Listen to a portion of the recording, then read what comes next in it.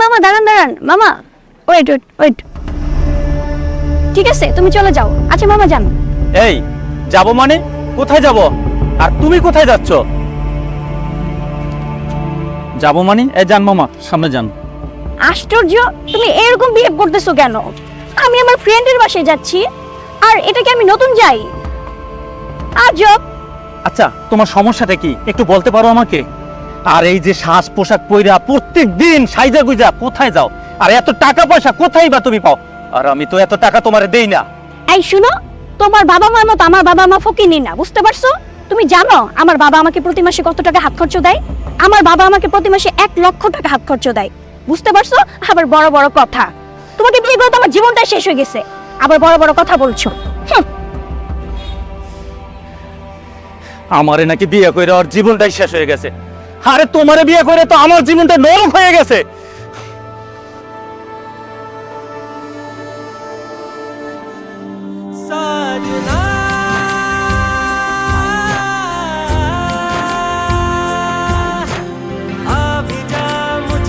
হৃদয়। তুমি আসছো? হ্যাঁ আসলাম। কি অবস্থা তোমার? এই তো ভালো, আর তোমার? এই তো। তো হঠাৎ এখানে? তোমাকে ডাকলাম কারণ আমাদের তো আগামী সপ্তাহে আমাদের এঙ্গেজ হতে যাচ্ছে, তো তোমার সাথে একটু কথাবার্তা বলার জন্য ডাকছিলাম আর কি। কিন্তু তোমার হাত তো খালি, আমার গিফট কোথায়? আছে তোমার গিফট,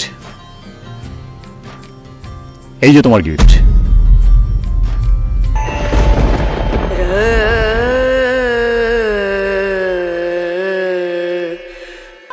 আরে এই তোরা প্রবাসীদেরকে কি মনে করিস? হ্যাঁ, টাকার মেশিন, টাকার মেশিন আমরা। এই প্রবাসী মেশিনগুলির ইতিহাস সম্পর্কে জানিস? আমরা যখন কাজে যাই না, বিভিন্ন দুর্ঘটনায় আমরা হাজারো প্রবাসী প্রাণ হারাই।